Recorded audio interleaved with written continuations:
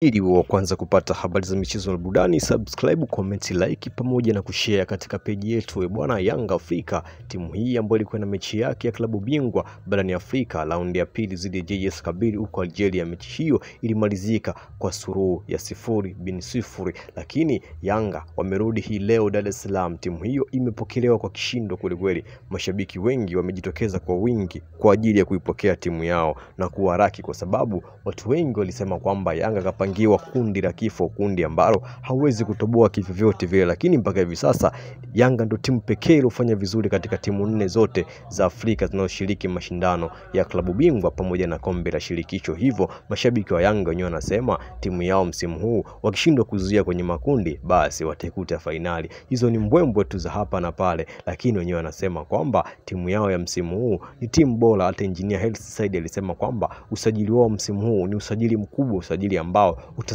utaleta matunda au utaleta matumaini kwa wanayanga, kwa sababu walishaanza kuikatia tamaa timu yao, kwa sababu msimu uliopita walitolewa katika hatua ya makundi, lakini msimu huu wamewekeza nguvu kubwa kweli. Msimu huu wamesema yoyote yule haje. Msimu huu wanasema kwamba wanacheza na timu yoyote ile. Msimu huu wao ni wagumu, wao ni wabishi, wao wanataka waonyeshe Afrika kwamba Young Africans inatokea Tanzania. Young Africans ni klabu ya mpira wa miguu bwana, ni timu ambayo inatoa raha, ni timu ambayo inatoa burudani. Kwa hiyo mashabiki na viongozi wa timu hiyo wako pamoja, wameungana kuisupport timu yao, kwa sababu wanajua ndio furaha yao, ndio timu ambayo inawapa amani, timu ambayo inawafanya wanatamba popote walipo, wakiwa mjini, wakiwa kijijini. Ni timu ambayo inawafurahisha. Hao ni mashabiki wa Yanga pamoja na viongozi. Lakini Ally Kamwe mwenyewe kasema kwamba Yanga hii inaweza kuchukua ubingwa wa klabu bingwa barani Afrika. Hayo ni maneno tu ya msemaji.